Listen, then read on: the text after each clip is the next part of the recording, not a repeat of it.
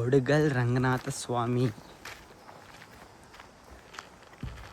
ನಾನು ಕಲೆ ಹಾಕಿರೋ ಮಾಹಿತಿನ ನಿಮಗೆ ನಂತರವಾಗಿ ನಿಧಾನಕ್ಕೆ ಹೇಳ್ತೀನಿ. ಬಟ್ ಇಲ್ಲಿರೋವಂಥ ಮಾಹಿತಿನ ಕಲೆ ಹಾಕ್ಲಿಕ್ಕೆ ಪ್ರಯತ್ನ ಪಡೋಣ. ಏನಕ್ಕೆ ಅಂದರೆ ಯಾವಾಗಲೂ ದೇವಸ್ಥಾನದ ಆಸ್ಪಾಸಲ್ಲಿ ಇರ್ತಾರಲ್ಲ ಅವ್ರಿಗೆ, ಅಥವಾ ದೇವಸ್ಥಾನದ ಆಡಳಿತ ವರ್ಗದವ್ರಿಗೆ ಕತೆಗಳು ಸ್ಪಷ್ಟವಾಗಿ ಗೊತ್ತಿರುತ್ತೆ. ಪುರಾಣಗಳು, ಇತಿಹಾಸಗಳು ತಲೆತಲಾಂತರದಿಂದ ಅವ್ರಿಗೆ ಬಳುವಳಿಯಾಗಿ ಬಂದಿರುತ್ತೆ. ಅವರು ಹೇಳುವಂಥ ಕಥೆಯಲ್ಲಿ ಸತ್ಯ ಇರುತ್ತೆ, ಮತ್ತು ಧರ್ಮ ಇರುತ್ತೆ, ಮತ್ತು ನಿಷ್ಠೆ ಇರುತ್ತೆ ಅನ್ನೋದು ನನ್ನ ಅಭಿಪ್ರಾಯ. ಫಸ್ಟು ರಂಗನಾಥ ಸ್ವಾಮಿ ಪಾದಕ್ಕೆ ಸ್ಪರ್ಶ ಮಾಡಿ ಅವರ ಅನುಗ್ರಹ ಪಡ್ಕೊಳ್ಳೋಣ.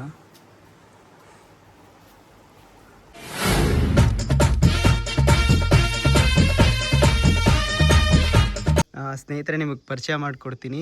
ಈ ದೇವಸ್ಥಾನದ ಆಡಳಿತವಾಗಿ ಗುರುಗಳು ಸರ್ವವನ್ನು ತ್ಯಾಗ ಮಾಡಿ ದೇವಸ್ಥಾನದ ಜೀರ್ಣೋದ್ಧಾರಕ್ಕೆ ಪಣ ತೊಟ್ಟು ನಿಂತಿರುವಂಥ ಗುರುಗಳೇ. ನಿಮ್ಮ ಹೆಸರೇನು? ನಮ್ಮ ಹೆಸರು ಮಹಾದೇವ ಸ್ವಾಮಿಯವರು ಅಂತ. ಮಹಾದೇವ ಸ್ವಾಮಿಗಳು. ಗುರುಗಳೇ, ಈ ದೇವಸ್ಥಾನದ ತಪ್ಪಲಿಗೆ ಬಂದು ನೀವು ಎಷ್ಟು ವರ್ಷ ಆಯಿತು ಗುರುಗಳೇ? ನಾವೊಂದು 35 ವರ್ಷ ಆಯಿತು. ಗುರುಗಳೇ, ಇದ್ರ ಉಲ್ಲೇಖ ಏನಿದೆ, ಇದು ಪಾಂಡವರು ಇಲ್ಲಿ ಬಂದು ತಂಗಿದ್ದಾಗ ಇಲ್ಲಿ ಅಣ್ಣೆಕಲ್ಲು ಆಡದ್ದು. ಕುಂತಿ ಮಾತೆಗೆ ಬೇಜಾರಾಗಿ ಇಲ್ಲಿ ಅಣ್ಣೆಕಲ್ಲು ಆಡಿದ್ದು ಅಂತ. 5 ಕಲ್ಲು ನೋಡಲಿ. ಹಾಂ, ಒಂದ್ರ ಮೇಲೆ ಒಂದು 5 ಕಲ್ಲು. ಗೊತ್ತಾಯ್ತು ಗುರುಗಳೇ. ಇದು 1 2 3 4 ಕೆಳಗಡೆ ಒಂದು ಕೆಳಗಡೆ ಒಂದು. ಹಾಂ, ಈ ಕಲ್ಲು. 5 ಕಲ್ಲು ಕುಂತಿ. ಈಗ ಗುರುಗಳೇ, ಅವಾಗಲೇ ಮತ್ತೊಂದು ವಿಶೇಷ ಹೇಳಿದ್ರಲ್ಲ, ಮಂಡ್ಯ ಆ ಕಡೆ ಇರೋದು ಮಂಡ್ಯ ಬಿಟ್ರೆ ಕಲ್ಯಾಣಿ ಮಂಡ್ಯ ಜಿಲ್ಲೆ. ಸ್ನೇಹಿತರೆ, ಆ ಕಲ್ಯಾಣಿ ನಾವು ಆಗಲೇ ನೋಡಿದ್ವಲ್ಲ, ಆ ಕಲ್ಯಾಣಿ ಆ ಕಡೆ ಸೈಡ್ಗೆ ಮಂಡ್ಯ ಜಿಲ್ಲೆಗೆ ಸೇರುತ್ತೆ.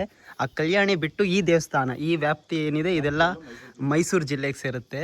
ನಾನು ತುಂಬ ದೂರದಿಂದ ಬಂದಿದ್ದೀನಿ ಅಂತ ನನ್ನ ಮುಖಚಾರಿಲ್ಲೇ ಗಮನಿಸಿ ನನಗೆ ಫಸ್ಟು ಊಟ ಮಾಡಪ್ಪ ನೀನು, ನೆಕ್ಸ್ಟ್ ಏನೇ ಕ್ವಶನ್ ಇರಲಿ ದೇವ್ರನ್ನ ನಂತರ ನೋಡುವಂತೆ ಫಸ್ಟು ಹೊಟ್ಟೆ ತುಂಬಿರಬೇಕು ಅಂತ ಹೇಳಿ ಅನ್ನದಾನ ಮಾಡಿದ್ರು, ಅನ್ನದಾಸೋಹ ಮಾಡಿದ್ರು. ನನಗೆ ಸ್ನೇಹಿತರೆ, ನನ್ನೊಬ್ಬನಿಗೆ ಅಲ್ಲ, ಇಲ್ಲಿ ಬರುವಂಥ ತುಂಬ ಭಕ್ತಾದಿಗಳಿಗೆ ಗುರುಗಳು ಇಲ್ಲೇ 30 ವರ್ಷಗಳಿಂದ ಕಾಲ ಎಲ್ಲವನ್ನು ತ್ಯಜಿಸಿ ಇಲ್ಲಿ ಅನ್ನದಾಸೋಹ ಮಾಡೋದು ಮತ್ತು ದೇವಸ್ಥಾನವನ್ನು ಜೀರ್ಣೋದ್ಧಾರ ಮಾಡೋದನ್ನ ನಡೆಸ್ಕೊಳ್ತಾ ಬರ್ತಿದ್ದಾರೆ.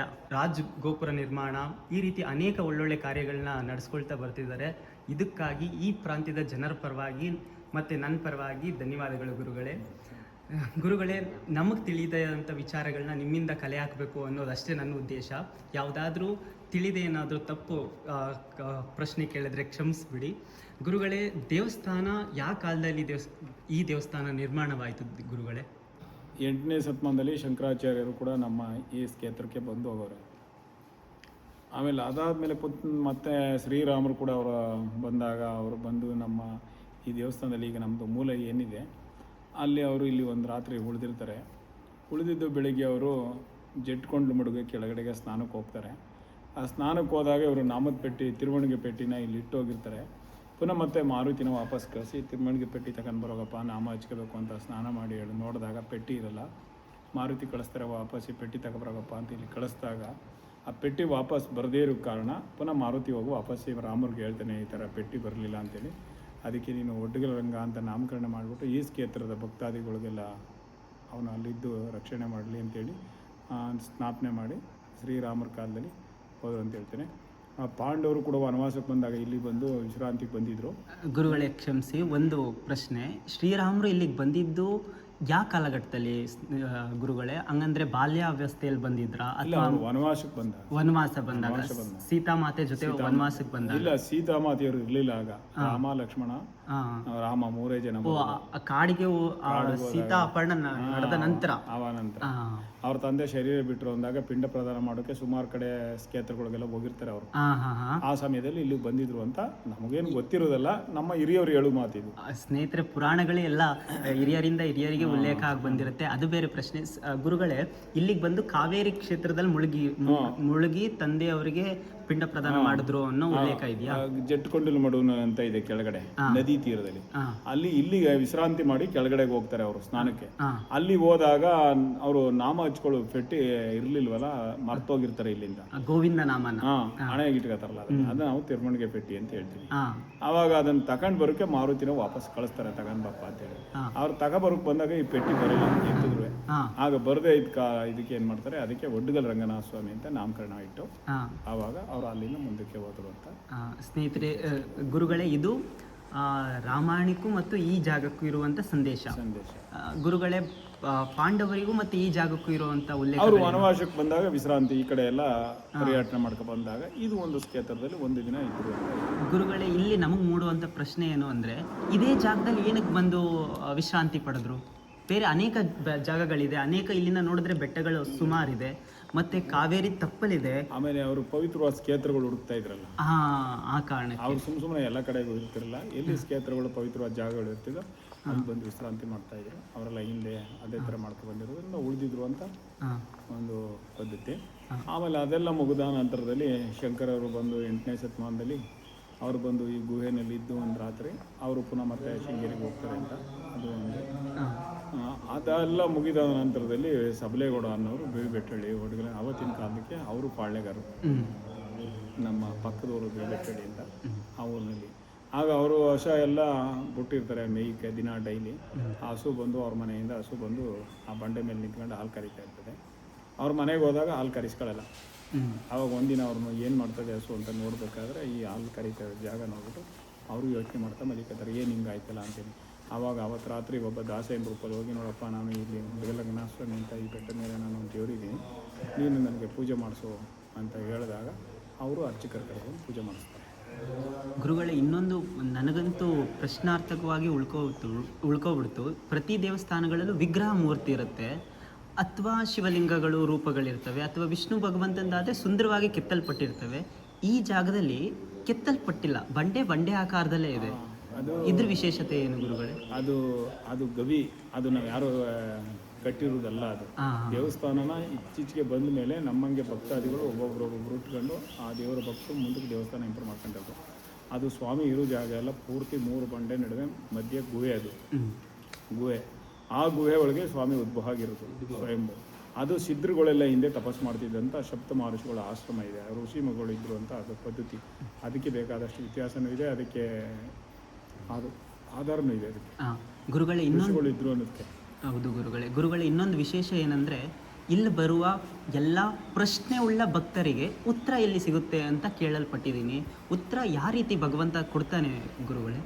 ಈಗ ಅವರು ಈಗ ನಾವೆಲ್ಲ ಏನಪ್ಪ ಅಂದರೆ ನಮ್ಮ ಸುತ್ತ ಇರ್ತಕ್ಕಂಥವರೆಲ್ಲ ಒಂದು ಏನೇ ಒಳ್ಳೆ ಕಾರ್ಯ ಮಾಡಬೇಕಾಗಲಿ, ಶುಭ ಕಾರ್ಯ ಮಾಡಬೇಕಾಗಲಿ ಇಲ್ಲಿ ಬರ್ತಾರೆ. ಇಲ್ಲಿ ಬಂದು ಅಲ್ಲೇನು ಶಾಸ್ತ್ರ ಆಗಿಸ್ತಾರೆ ಏನು ಕೇಳಲ್ಲ, ಆ ದೇವ್ರ ಮೇಲೆ ಹೂವು ಧರಿಸ್ತಾರೆ. ಆಗ ಪ್ರಾರ್ಥನೆ ಮಾಡ್ಕೋತಾರೆ. ಅವ್ರಿಗೆ ಒಳ್ಳೇದಾಗುತ್ತೆ ಅಂದರೆ ಬಲಗಡೆ ಕೊಡ್ತಾರೆ, ಇಲ್ಲ ಅಂದರೆ ಎಡಗಡೆ ಕೊಡ್ತಾನೆ. ಅದ್ರದ್ದು ನಮಗೆ ಭಾಳಷ್ಟು ನಂಬಿಕೆ ಇದೆ, ನಮ್ಮ ಜನನೂ ನಂಬಿದ್ದಾರೆ, ನಾವು ನಂಬ್ಕೊಂಡಿದ್ದೀವಿ ಅದ್ರ ಬಗ್ಗೆ. ಗುರುಗಳೇ, ಇದಕ್ಕೆ ಯಾವುದಾದ್ರೂ ಇತಿಹಾಸ ಇದೆಯಾ, ಅಥವಾ ಇಲ್ಲ ಭಗವಂತನ ಪವಾಡ ಅಂತ ಕರೀತೀರಾ? ಪವಾಡ ಅಂತಲೇ ನಾವು ತಿಳ್ಕೊಂಡಿದ್ದೀವಿ. ಗುರುಗಳೇ, ಇನ್ನೊಂದು ಪ್ರಶ್ನೆ ಇಲ್ಲಿ ಮೂಡುತ್ತೆ. ನಮ್ಮ ತಳಹದಿ ಏನಿದೆ, ಸನಾತನ ಧರ್ಮದ ತಳಹದಿ ಏನಿದೆ, ಇದೆಲ್ಲ ವಿಜ್ಞಾನವಾದ ಹಿನ್ನೆಲೆ ಉಳ್ಳವರು ನಾವು.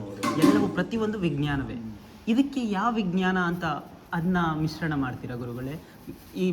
ಅಲ್ಲಿ ಬಂದಿರುವಂಥ ವಿಷ್ಣು ಭಗವಂತ ಅದು ಸತ್ಯ ಇರ್ಬೋದು, ಇಲ್ಲಿ ಪಾಂಡವರು ಬಂದು ಆಣಕಲಾಡಿದ್ರು ಇದು ಸತ್ಯ ಇರ್ಬೋದು, ಆದರೆ ಹೂವು ಬೀಳೋದು ವಿಜ್ಞಾನಕ್ಕೂ ಅದಕ್ಕೂ ಲಿಂಕ್ ಸಿಗ್ತಿಲ್ಲ ಗುರುಗಳೇ. ನಮ್ಮ ಮನುಷ್ಯ ಇದೆ ನೋಡಿ, ಈಗ ನೀವು ಅಲ್ಲೇ ಅಲ್ಲ, ನೀವು ಏನಾರು ನಂಬಿರಿ, ನಾವು ನಂಬಿಕೆನೇ ಮುಖ್ಯ. ನಾವೇನು ನಂಬಿರ್ತೀವಿ, ಈಗ ನೀವು ನಮ್ಮನ್ನ ದೇವರು ಅಂತ ನಂಬೋದು, ನಾವು ನಿಮ್ಮನ್ನೇ ದೇವರು ಅಂತ ನಂಬ್ಕೋಬೋದು. ನಮಗೆ ಭಗವಂತ ಏನು ಮಾಡ್ತಾನೆ, ಅವನು ಆ ರೂಪಲ್ಲಿ ರಕ್ಷಣೆ ಮಾಡ್ಬೋದು ನಮ್ಮನ್ನು.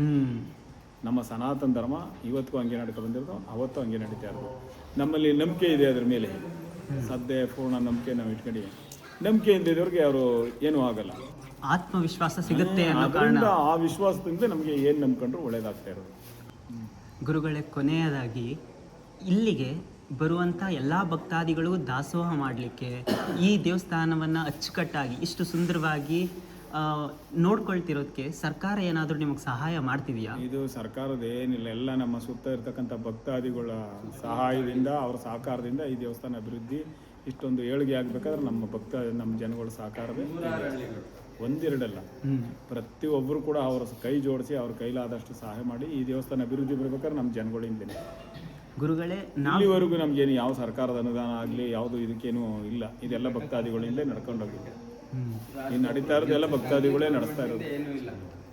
ಈ ವಿಡಿಯೋನ ವೀಕ್ಷಣೆ ಮಾಡ್ತಾ ಇರುವಂಥ ಭಕ್ತಾದಿಗಳು ಯಾರಾದರೂ ಈ ದೇವಸ್ಥಾನಕ್ಕೆ ದಾನ ಮಾಡಬೇಕು ಅಥವಾ ಅವ್ರ ಇಚ್ಛೆ ಇರುವಂಥ ಏನಾದರೂ ಸಹಾಯ ಮಾಡಬೇಕು ಅಂದರೆ ಮಾಡ್ಲಿಕ್ಕೆ ಅವಕಾಶ ಇದೆಯಾ? ಮಾಡಿದ್ದಾರೆ. ಈಗ ಆಗೋಷ್ಟು ಜನಗಳು ಮಾಡಿರೋದ್ರಿಂದ ಇಷ್ಟೆಲ್ಲ ಅಭಿವೃದ್ಧಿ ಆಗಿರೋದು. ಈಗ ಹಾಲಿ ಮಾಡಿದ್ದಾರೆ ಪಾಪ, ಎಲ್ಲ ಜನನು ಮಾಡಿರೋದ್ರಿಂದ ಇದು ಇಷ್ಟೊಂದು ಅಭಿವೃದ್ಧಿ ಆಗಿರೋದು. ಅವ್ರ ಶಕ್ತಿ ಅನುಸಾರ ಮಾಡಿದ್ದಾರೆ, ಅವ್ರ ಶಕ್ತಿ ಅನುಸಾರ ಮಾಡಿದ್ದಾರೆ ಪಾಪ. ಅವರುಗಳಿಂದ ಇವತ್ತು ದೇವಸ್ಥಾನ ಎಷ್ಟು ಅಭಿವೃದ್ಧಿ ಆಗಿದೆ. ಸ್ನೇಹಿತರೆ, ಈ ದೇವಸ್ಥಾನಕ್ಕೆ ಇನ್ನೂ ಹೆಚ್ಚಿನ ಅನುದಾನಗಳು ಬಂದರೆ ಇನ್ನೂ ಹೆಚ್ಚು ಅಭಿವೃದ್ಧಿ ಆಗುತ್ತೆ ಅನ್ನೋದು ನನ್ನ ಅನಿಸಿಕೆ. ಗುರುಗಳೇ, ಮತ್ತೊಮ್ಮೆ ಮನಸ್ಪೂರ್ವಕವಾಗಿ ಧನ್ಯವಾದಗಳು. ವಿಚಾರವನ್ನು ಎಲ್ಲವನ್ನು ತಿಳಿ ಹೇಳಿದ್ದಕ್ಕಾಗಿ ಧನ್ಯವಾದಗಳು ಗುರುಗಳೇ. ಸ್ನೇಹಿತರೆ, ಇದೇ ವಿಗ್ರಹ ನಿಮ್ಮ ಎಲ್ಲ ಪ್ರಶ್ನೆಗಳಿಗೂ ಉತ್ತರ ಕೊಡುವಂಥ ವಿಗ್ರಹ ವಡಗಲ್ ಶ್ರೀ ರಂಗನಾಥ ಸ್ವಾಮಿ ಅಂತ. ಸ್ನೇಹಿತರೆ, ಇಲ್ಲಿನ ಯಾವುದೇ ಭಕ್ತಾದಿಗಳು ಬಂದು ಇಲ್ಲಿ ಕೂತು ದೇವರನ್ನು ಪ್ರಾರ್ಥನೆ ಮಾಡಿ, ದೇವರೇ ಈ ಕೆಲಸ ಆಗುತ್ತಾ ಇಲ್ವಾ ಅಂತ ಪ್ರಶ್ನಿಸಿ ದೇವರನ್ನ ಹೂ ಕೇಳುವಂಥ ಪದ್ಧತಿ ಕೂಡ ಇದೆ. ಸ್ನೇಹಿತರೆ, ಇಲ್ಲಿ ಬಂದು ದೇವರನ್ನ ಹೂ ಕೇಳಿದಾಗ ದೇವರು ಬಲಭಾಗಕ್ಕೆ ಹೂ ಕೊಟ್ಟರೆ, ದೇವರ ಬಲಭಾಗ ಅಂದರೆ ಈ ಸೈಡ್ಗೆ ಹೂ ಬಿದ್ದರೆ ಆ ಕೆಲಸ ಖಂಡಿತ ನೆರವೇರುತ್ತೆ ಅಂತ, ಮತ್ತು ಆ ಕೆಲಸದಲ್ಲಿ ನಿಮ್ಗೆ ಯಶಸ್ಸು ಸಿಗುತ್ತೆ ಅಂತ. ಅಕಸ್ಮಾತ್ ಬಲಗಡೆಯಿಂದ ಅಂದರೆ ಎಡಗಡೆಯಿಂದ, ದೇವರ ಎಡಗಡೆಯಿಂದ ಏನಾದರೂ ಹೂ ಬಿದ್ದರೆ ದಯವಿಟ್ಟು ಈ ಕೆಲಸವನ್ನು ಮುಂದುವರಿಸಬೇಡಿ, ಇಲ್ಲಿಗೆ ಅದನ್ನು ನಿಲ್ಲಿಸಿ ಅನ್ನೋ ಒಂದು ಎಚ್ಚರಿಕೆ ಅಂತ ದೇವರು ಕೊಟ್ಟು ಭಕ್ತಾದಿಗಳನ್ನ ಇನ್ನೂ ಅಭಿವೃದ್ಧಿಗೊಳಿಸ್ತಿದ್ದಾನೆ ಅಂದರೆ ವಿಸ್ಮಯನೇ ಹೌದು. ಸ್ನೇಹಿತರೆ ನಮಸ್ಕಾರ. ನನಗೆ ಗೊತ್ತಿಲ್ಲ, ನವಪೀಳಿಗೆಗಳಾದ ನಮ್ಮ ಜನ್ರೇಷನ್ ನಾವು ದೇವಸ್ಥಾನಕ್ಕೆ ಹೋಗೋದೇ ಕಮ್ಮಿ, ಅದರಲ್ಲಂತೂ ದೇವರು ಇದೆಲ್ಲ ಬಿಲೀವ್ ಮಾಡೋದು ಕಮ್ಮಿನೇ. ಆದರೆ ಇಷ್ಟು ಜನ ಹುಡುಗರನ್ನ ಏನಕ್ಕೆ ಮಾತಾಡಿಸ್ಬೇಕು ಅನ್ಸಿದ್ರೆ, ಹಳ್ಳಿಗಳಲ್ಲಿ ಇನ್ನೂ ಸಂಸ್ಕೃತಿ ಸಂಸ್ಕಾರ ಉಳಿದಿದೆ. ನಮ್ಮ ಹಣೆಗಿಕ್ಕಿರೋ ಕುಂಕುಮದಲ್ಲೇ ನಮಗೆ ಗೊತ್ತಾಗ್ತಿದೆ. ನನಗೆ ಖುಷಿ ಆಯಿತು ನಿಮ್ಮನ್ನ ನೋಡಿ, ಅದಕ್ಕೋಸ್ಕರ ನಿಮ್ಮನ್ನ ಮಾತಾಡಿಸ್ತಿದ್ದೀನಿ. ಈ ದೇವಸ್ಥಾನದ ಮಾಹಿತಿ ಏನಾದರೂ ನಿಮಗೆ ತಿಳಿದಿದ್ರೆ, ನೀವು ಎಷ್ಟು ವರ್ಷದಿಂದ, ಎಷ್ಟು ಚಿಕ್ಕ ಹುಡುಗರಿಂದ ಈ ದೇವಸ್ಥಾನಕ್ಕೆ ಬರ್ತಿದ್ದೀರಾ? ನಾವು ಹುಟ್ಟದಾಗಿಂದನೂ ಈ ದೇವಸ್ಥಾನಕ್ಕೆ ಬರ್ತಾ ಇದ್ದೀವಿ. ನಮ್ಮ ಊರುಗಳಲ್ಲಾಗಲಿ ನಮ್ಮ ಮನೆಗಳಲ್ಲಾಗಲಿ ಯಾವುದೇ ಒಂದು ಶುಭ ಕಾರ್ಯ ಏನೇ ಒಂದು ನಡೆದ್ರೂ ಇಲ್ಲಿ ಬಂದು ಸ್ವಾಮಿ ಹತ್ರ ಹೂ ಪ್ರಸಾದ ಕೇಳುವಂಥದ್ದು ನಮ್ಮಲ್ಲಿ ವಾಡಿಕೆಯಾಗಿ ಬಂದಿದೆ. ಒಂದು ಮದುವೆ ಮಾಡಲಿ, ಒಂದು ಗೃಹಪ್ರವೇಶ ಮಾಡಲಿ, ಒಂದು ಏನೇ ಯಾವುದೇ ಒಂದು ಶುಭ ಕಾರ್ಯ ಅನ್ನುವಂಥದ್ದು ಇದ್ರೂ ಫಸ್ಟ್ ಬಂದು ಈ ಸ್ವಾಮಿ ಹತ್ರ ನಾವು ಪ್ರಸಾದ ಕೇಳುವಂಥದ್ದು. ಈ ಸ್ವಾಮಿ ಬಲಗಡೆ ಪ್ರಸಾದ ಕೊಟ್ಟರೆ ಅದು ಇದುವರೆಗೂ ನಡ್ಕೊಂಡು ಬಂದಿದೆ, ಅದು ನಡೆಯುತ್ತೆ ಅನ್ನುವಂಥ ಸತ್ಯ ಇಲ್ಲಿ ನಡೀತಾ ಇದೆ. Thank you so much brother. ಧನ್ಯವಾದ. ಇಲ್ಲಿ ಸರ್, ಈಗ ನಾವು ಬಂದಿದ್ದೀವಿ, ನಾವು ಈ ಕಡೆ ಸುತ್ತ ಎಲ್ಲ ಯುವಕರೆಲ್ಲ ಮಾನಸಿಕವಾಗಿ ಕುಗ್ಗೋದಾಗ ಆಗ ಈ ಸನ್ನಿಧಾನಕ್ಕೆ ಬಂದು ಬರೀ 2 ಅವರ್ ಅಷ್ಟೇ, 2 ಅವರ್ ಇಲ್ಲಿ ಟೈಮ್ ಸ್ಪೆಂಡ್ ಮಾಡ್ಕೋದ್ರೆ ಆದಷ್ಟು ನಮಗೆ ಮನಸ್ಸು ಅಗ್ರ ಆಗೋದು. ತುಂಬ ಫ್ರೀಯಾಗಿ ರಿಲೀಫ್ ಆಗೇ ಹೋಗ್ತೀವಿ ನಾವು ಈ ದೇವಸ್ಥಾನಕ್ಕೆ ಬಂದರೆ. ತುಂಬ ವಿಶೇಷ ಅಂದರೆ ಅದೊಂದು ನಾವು ಯುವ ಪೀಳಿಗೆಗೆ ಹೇಳ್ಬೋದು, ಬಂದು ನೋಡಿ ನಾವೇನಾದ್ರೂ ಅಕಸ್ಮಾತ್ತಾಗಿ ಏನೋ ಒಂದು ಕಳ್ಕೊಂಡಾಗ ಏನೋ ಫೀಲ್ ಆದಾಗ ತುಂಬ ತೊಂದರೆ ಇರ್ತೀವಿ ನಾವು ಯುವ ಪೀಳಿಗೆ, ನಮ್ಮ ಯೂತ್ಗೆ ಆಗುತ್ತೆ. ಆದರೂ ಬಂದು ಇಲ್ಲಿ ಹೋದಾಗ ಅದೆಷ್ಟೋ ನಮಗೆ ರಿಲೀಫ್ ಕೊಡುತ್ತೆ ಅಂತ ನಮಗೆ ಈಗಲೂ ನಂಬಿಕೆ ಇದೆ. ಶ್ರೀ ಕ್ಷೇತ್ರ ವಡಗಲ್ ರಂಗನಾಥ ಸ್ವಾಮಿ ದೇವಸ್ಥಾನ ಮೈಸೂರು ಜಿಲ್ಲೆಗೆ ಒಳಪಟ್ಟಿದೆ. ದಯವಿಟ್ಟು ಎಲ್ಲ ಭಕ್ತಾದಿಗಳು ಮತ್ತು ಈ ಪ್ರಾಂತ್ಯದ ಜನರು ತುಂಬ ಜನಕ್ಕೆ ನಂಬಿಕೆ ಉಳ್ಳಂಥ ಸ್ಥಳ ಆಗಿದೆ. ದಯವಿಟ್ಟು ಎಲ್ಲ ಕರ್ನಾಟಕದ ಜನತೆಗೆ ಮನವಿ ಮಾಡ್ಕೊತಿದ್ದೀನಿ, ಯಾವಾಗಲಾದರೂ ಮೈಸೂರನ್ನ ತಿರುಗಾಡಬೇಕು ಅಂತ ಇರೋರಿಗೆ, ಮೈಸೂರನ್ನ ಕಲ್ಪನೆ ಇರೋರಿಗೆ, ಮೈಸೂರು ಸುಂದರ ಅಂತ ಹೇಳಿ ಮೈಸೂರಿಗೆ ಬರೋರು ಈ ಸ್ಥಳಕ್ಕೊಮ್ಮೆ ಭೇಟಿ ಕೊಡಿ, ಅದ್ಭುತವಾಗಿರುತ್ತೆ. ಸ್ನೇಹಿತರೆ, ಮತ್ತೊಮ್ಮೆ ಹೇಳ್ತಿದ್ದೀನಿ, ನಮ್ಮ ಧಾರ್ಮಿಕ ಸ್ಥಳಗಳನ್ನ ಹಾಳು ಮಾಡ್ಲಿಕ್ಕೆ ಪ್ರಯತ್ನ ಪಡಬೇಡಿ, ಅಭಿವೃದ್ಧಿ ಮಾಡ್ಲಿಕ್ಕೆ ಪ್ರಯತ್ನ ಪಡಿ. ಜೈ ಹಿಂದ್, ಜೈ ಕರ್ನಾಟಕ ಮಾತೆ. ಧನ್ಯವಾದಗಳು.